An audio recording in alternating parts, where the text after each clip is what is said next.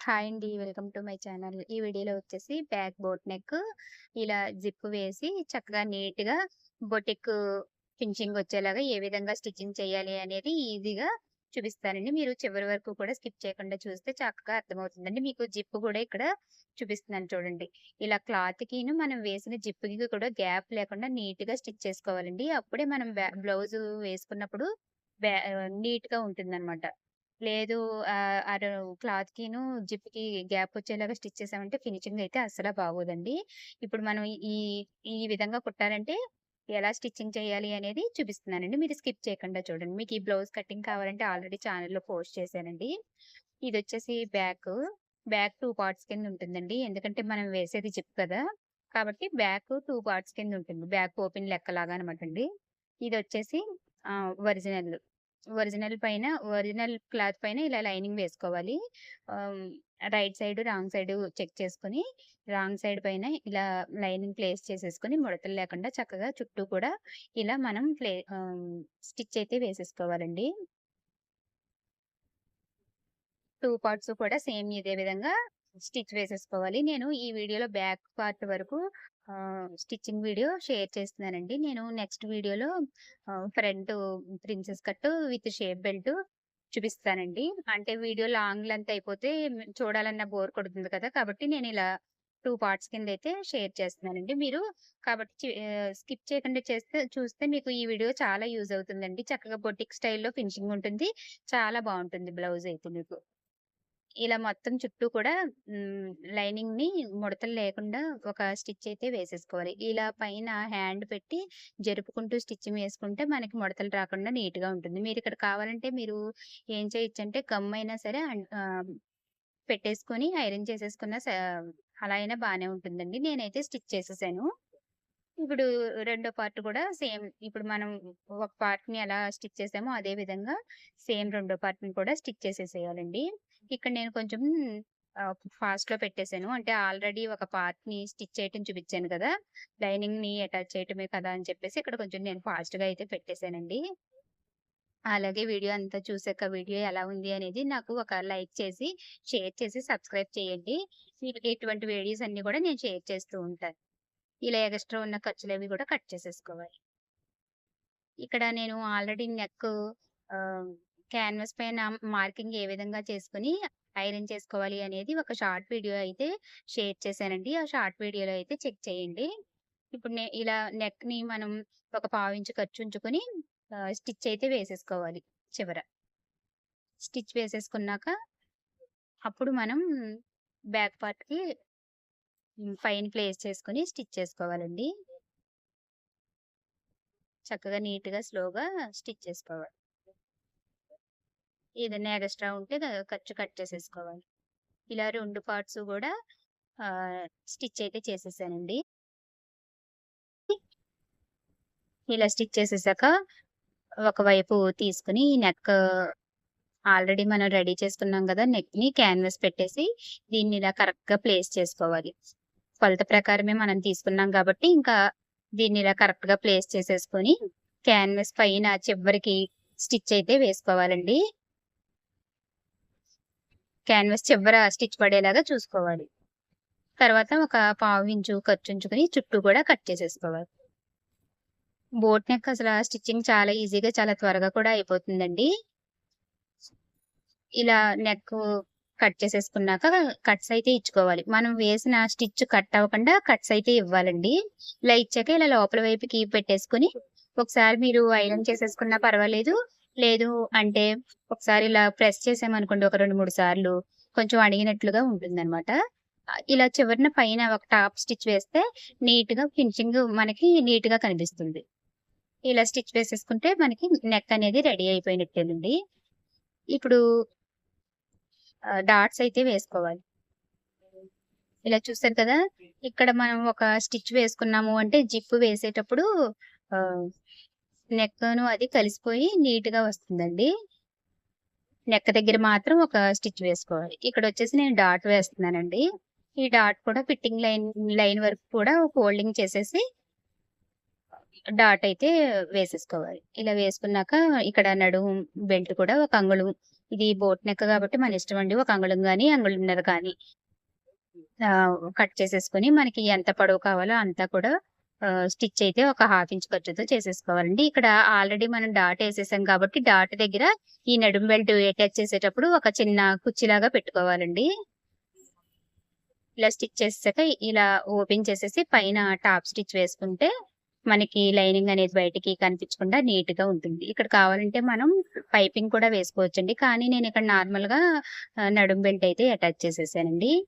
ఇలా ఉంటుందనమాట. ఈ పైన ఒక స్టిచ్ దూరం కుట్టు పెట్టేసుకొని ఇక్కడ హెమ్మింగ్ చేసుకోవాలండి. కాబట్టి నేను దూరం పెట్టేసి కుట్టు ఒక కుట్టయితే వేసేసుకుంటున్నాను. ఎందుకంటే మనం ఇక్కడ జిప్ వేయాలి కదా! ఇలా వేసేసుకున్నాక అప్పుడు జిప్ వేసుకుంటే నీట్‌గా మనకి కుదురుతుందనమాట. ఇలా అయిపోయింది చూసారు కదా! ఇలా రెడీ చేసేయాలండి. రెండో పార్ట్ కూడా సేమ్ ఇదే విధంగా రెడీ చేసేసాను. ఇక్కడ నేను జిప్ అయితే వేస్తున్నానండి. రెండో పార్ట్ నేను చూపించట్లేదు. ఎందుకంటే సేమ్ ఇదే విధానంగా ఉంటుందండి. ఇక్కడొచ్చేసి సింగిల్ పాదం పెట్టుకోవాలండి. సింగిల్ పాదం పెట్టుకుంటేనే జిప్ వేయటానికి మనకి నీట్‌గా వస్తుంది. క్లాత్‌కిను జిప్‌కి గ్యాప్ రాకుండా స్టిచ్ అయితే జిప్ పక్కనే పడుతుందనమాట. కాబట్టి సింగిల్ పాదం బిగించుకోవాలి. ఇలా బిగించుకున్నాక మనం జిప్ తీసుకొని ఇలా చూసారా? ఇలా ప్లేస్ చేసుకోవాలి. బ్లౌజు ఒరిజినల్ వైపు పైకి కనిపించేలాగా పెట్టుకొని జిప్‌ని ఒరిజినల్ జిప్‌కి ఎలా అంటే పైకి కనిపించే జిప్‌ని కింద వైపుకొచ్చేలాగా పెట్టుకోవాలి. మీకు అర్థమైందనుకుంటున్నానండి ఇక్కడ.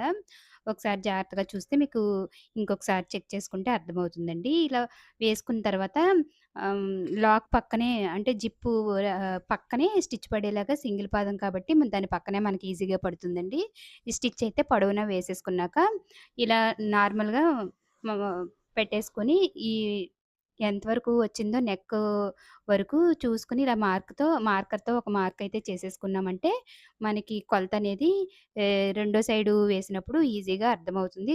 2 కరెక్ట్‌గా వస్తాయన్నమాట. ఇలా పెట్టేసుకున్నాక ఇలా జిప్‌ని మొత్తం ఓపెన్ చేసేసుకోవాలి. దేనికది విడతీసేసుకోవాలి. ఇలా చివరి వరకు తీసేసుకుంటే మనకి ఓపెన్ అయిపోతుందనమాట జిప్పు. చూసారు కదా! ఇలా వీడియోలో చూపించిన విధంగా ఇలా దేనికది విడతీసేసుకోవాలి. ఇలా విడదీసేసుకున్నాక మనకి పైన ఒక హాఫ్ ఇంచు ఖర్చుంచుకోవాలండి. మనం మార్క్ చేసుకున్న దానికంటే కూడా ఒక హాఫ్ ఇంచ్ ఖర్చుంచుకుంటే లోపల వైపుకి ఫోల్డింగ్ చేసేసి స్టిచ్ చేసుకోవటానికి ఉంటుందనమాట. ఇలా ఒక హాఫ్ ఇంచ్ ఉంచాం కదా! ఇక్కడ మీరు ఒకసారి జాగ్రత్తగా చూడండి. ఆ హాఫ్ ఇంచ్ కానించి అంటే నెక్ కానించి ఆ హాఫ్ ఇంచ్ వరకు కూడా స్ప్రింగ్ లాగా అంటే ఈ లాక్ ఉంటుంది గదా! మనకు జిప్ వేసుకునేది. దాన్ని కట్ చేసి తీసేసుకోవాలి. ఇలా కొంచెం లాగితే హాఫ్ ఇంచ్ వరకే లాగాలి. తీసేసి ఇప్పుడు మనం ఇలా మళ్ళీ ఒక అంగుళం వెడల్పులో ఉన్న క్లాత్‌ని తీసేసుకొని ఇలా లైనింగ్ వైపుని తిప్పేసుకొని ఆ లైనింగ్ వైపుకి తిప్పామంటే ఆల్రెడీ మనం జిప్‌ని స్టిచ్ చేసాం కాబట్టి మనకి ఆ స్టిచ్ ఉంటుంది కాబట్టి మనకి ఆ ఆనమాల కోసం ఇటువైపుకి తిప్పి స్టిచ్ చేసుకుంటే సేమ్ స్టిచ్ దాని మీదే పడుతుందండి. ఇలా చివరి వరకు కూడా దీన్ని కూడా ఇప్పుడు మనం వేసిన కాటన్ క్లాత్‌ని కూడా పైన కింద కూడా ఒక హాఫ్ ఇంచ్ ఖర్చుంచేలాగా స్టిచ్ వేసుకోవాలి. వేసుకున్నాక ఇక్కడ చూడండి ఇలా లోపల వైపుకి ఫోల్డింగ్ వేసేసుకోవాలి.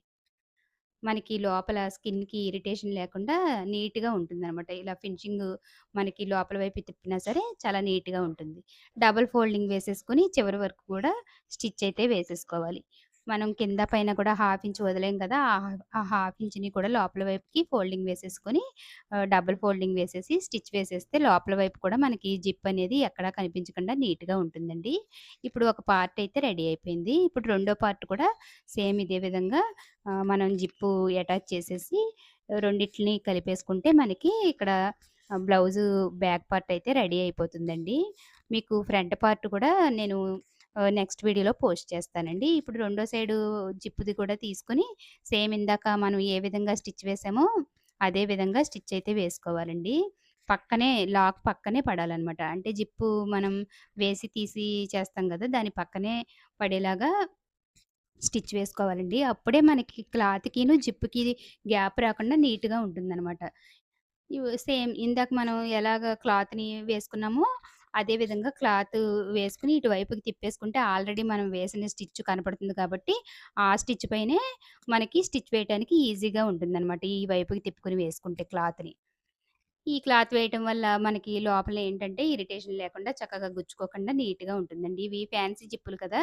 కాబట్టి కొంచెం గుచ్చుకున్నట్లుగా ఉంటాయి అలా వదిలేసామంటే. ఆహ్, మనకి వేసుకున్నా కూడా కంఫర్ట్‌గా ఉండదు బ్లౌజు. ఇక్కడైతే నేను ఇంకా సింగిల్ పాదం తీసేసి నార్మల్ పాదం అయితే ఇక్కడ మార్చేసుకున్నానండి. ఈ స్టెప్ నుంచి నార్మల్ పాదంతోనే స్టిచ్ చేస్తున్నాను. ఇంకా ఆల్రెడీ అది పాదం మార్చడమే కదా! అని చెప్పేసి నేను ఇంకా వీడియో అయితే ఆహ్, పెట్టలేదు. ఆ క్లిప్ అయితే తీసేసాను. కొంచెం వీడియో కూడా లెంత్ ఎక్కువగా అవ్వకుండా ఉంటుందని చెప్పేసి. ఇలా స్టిచ్ చేసేసా. ఇక్కడున్న రన్నర్‌ని కిందకి జరిపేసుకోవాలండి. జరిపేసుకున్నాక రెండో పార్ట్‌ని కూడా ఆల్రెడీ మనం స్టిచ్ చేసేసాం కదా! ఇక్కడ జాగ్రత్తగా చూడండి. ఈ రన్నర్ నుంచి ఈ కింద ప్లాస్టిక్ లాగా వచ్చిందండి ఈ జిప్‌కైతే. రెండిటికి కనెక్ట్ దగ్గరికి చేసేసుకొని ఆహ్, రెండో పార్ట్‌ని దానిలోకి ప్లేస్ చేసుకోవాలండి. అప్పుడు మనకి జిప్ అనేది రెడీ అయిపోతుంది. చూసారు కదా! చక్కగా నీట్‌గా ఎంత వచ్చిందో. మీకు ఫ్రంట్ పార్ట్ కూడా నెక్స్ట్ వీడియోలో పోస్ట్ చేస్తానండి. చాలా నీట్‌గా ఈ విధంగా స్టిచ్చింగ్ అయితే చేసుకోవచ్చండి. మీకు దగ్గర నుంచి చూపిస్తున్నాను చూడండి. గ్యాప్ లేకుండా క్లాత్‌కిను, జిప్‌కి కూడా చాలా నీట్‌గా ఫినిషింగ్ ఉంటుందండి. మీరు ఈ విధంగా స్టిచ్ చేశారంటే గనక. అలాగే వీడియో ఎలా ఉంది అనేది కింద కామెంట్‌లో ఒక చిన్న కామెంట్ చేసి, లైక్ చేసి, షేర్ చేసి, సబ్స్క్రైబ్ చేసుకోండి. నేను ఏ వీడియోస్ పెట్టినా కూడా మీకు నోటిఫికేషన్ వస్తుంది కాబట్టి నచ్చినట్టయితే ఫాలో అవ్వచ్చండి. ఫ్రంట్ పార్ట్ కూడా ప్రిన్సెస్ కట్ అలాగే విత్ షేప్ బెల్ట్ అండి. చాలా ఈజీగా స్టిచ్చింగ్ చేసుకోవచ్చు. లైక్ చేయటం అయితే మర్చిపోకండి. ఇంకా దీనికి నేను పైపింగ్ అది కూడా వేయకుండా నార్మల్‌గా స్టిచ్ అయితే చేసేసానండి. మీకు కావాలంటే నెక్‌కైనా సరే, కింద నడానికైనా సరే మీరు ఆహ్, పైపింగ్ అయితే వేసుకోవచ్చండి. ఇదంతా గోల్డ్ ఫినిషింగ్‌లో ఉంది కదా! అని చెప్పేసి నేనింక పైపింగ్ వేయలేదు. చాలా నీట్‌గా ఉంది చూసారు కదా! ఫినిషింగ్ అంతా కూడాను. ఎక్కడైనా మీకు అర్థం కాలేదనుకుంటే ఇంకొకసారి వీడియో వెనక్కెళ్ళి చూసుకుంటే అర్థమవుతుంది.